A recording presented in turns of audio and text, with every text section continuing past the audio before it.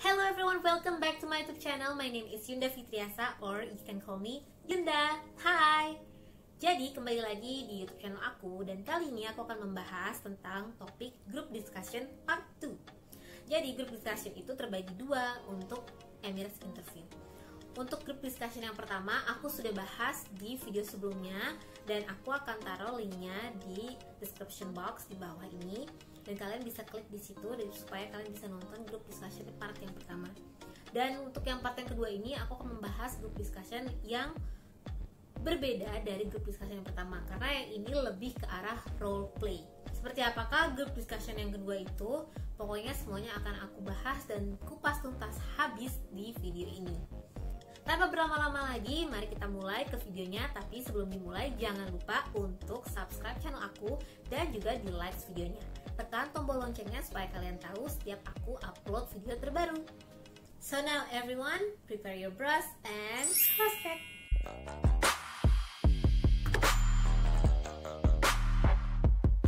Aku akan langsung aja mulai dengan pembahasan group discussion part 2 ini.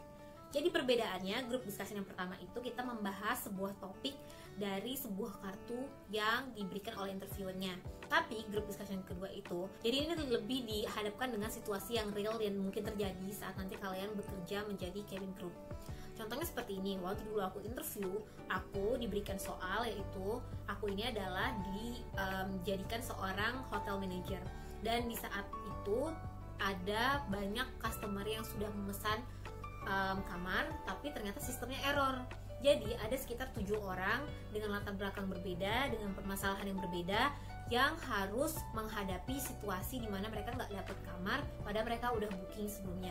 Tapi karena kesalahan sistem itu, akhirnya mereka nggak dapat kamar, tapi mereka udah ada di tempat. Jadi nanti di situ kita harus punya ide nih, siapa ya yang kita mau kasih kamar ini duluan. Sebelum kita memberikan jawaban itu, kita dikasih waktu untuk berpikir dulu dari kartu yang dikasih, dan disitu nanti kalian harus mengemukakan pendapat kalian, dan si interviewer itu menjadi customer yang komplain gitu.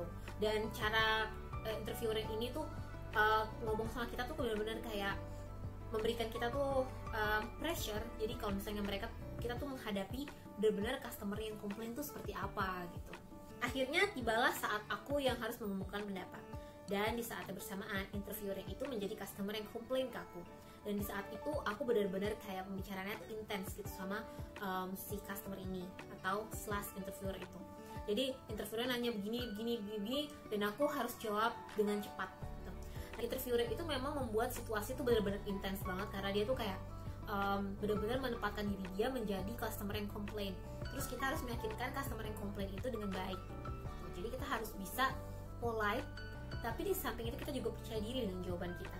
Kalau aku dulu juga, karena aku sebagai hotel manager, aku bilang aku juga punya hotel-hotel lain yang bisa memberikan kamar buat kamu. Dan karena ini kesalahan sistem, lagi-lagi saya mohon sekali untuk meminta maaf atas nama hotel dan atas nama karyawan yang bertugas. Tapi ini dikarenakan sistem yang error, kami sangat menyesalkan kejadian ini. Dan untuk itu kami menggantinya dengan kamu bisa menginap di hotel yang masih satu partner sama kita. Nanti kita akan memberikan free welcome drink atau apa, pokoknya bonus-bonus yang bisa ditawarkan sebagai manajer hotel gitu.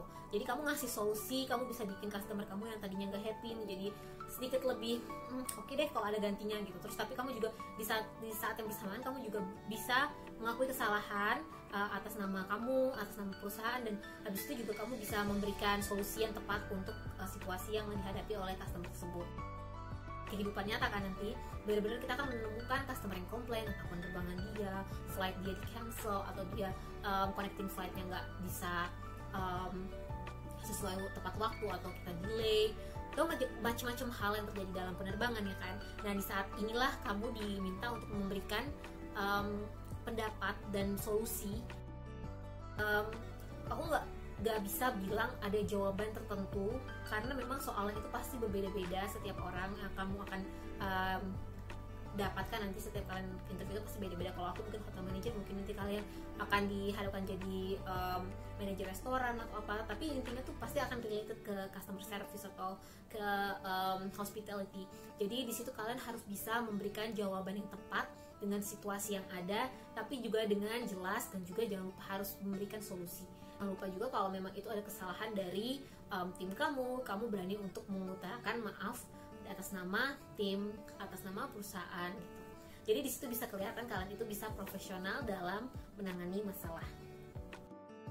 Di video ini intinya adalah dalam grup discussion yang kedua ini sangat berbeda dengan grup discussion yang pertama. Ini lebih menangani gimana kalau misalnya kalian itu menjadi sebuah profesi dan di situ kalian harus dihadapkan dengan situasi-situasi yang sulit, misalnya customer complaint atau misalnya perusahaan mengalami kerugian, dan gimana cara kalian itu bisa menjelaskan ke customer kalian, ke atasan kalian, gimana cara kalian itu bisa polite ke customer kalian, terus gimana caranya kalian meminta maaf jika kalian ada kesalahan, dan gimana kalian itu bisa mendengarkan keluhan dari customer dengan tepat, karena pas nanti interviewernya itu komplain ke kita sebagai customer, kita harus benar-benar dengerin dia tuh bicarain tentang apa gitu. Jangan sampai kita kayak nggak dengerin apa yang dia bicarakan, karena nanti di situ tektoknya juga menurut aku lumayan cepat, karena nanti akan benar-benar dipus banget gitu sama interviewernya. Tapi saya maunya begini, saya maunya begitu, kok kamu begini, kenapa dia yang dapat saya nggak dapat, misalnya gitu.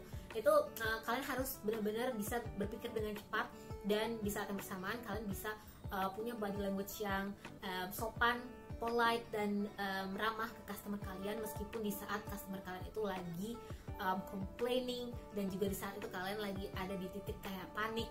Pokoknya itu intinya sih harus tetap remain calm dan memberikan jawaban dan solusi yang tepat gitu. Oke, sekian dulu untuk pembahasan grup discussion yang kedua ini. Jadi kurang lebih seperti itu cara menjawabnya. Semoga bermanfaat, dan terima kasih banget untuk kalian semua yang udah subscribe channel aku dan juga nonton video-video aku. Sekali lagi, thank you very much and see you next time.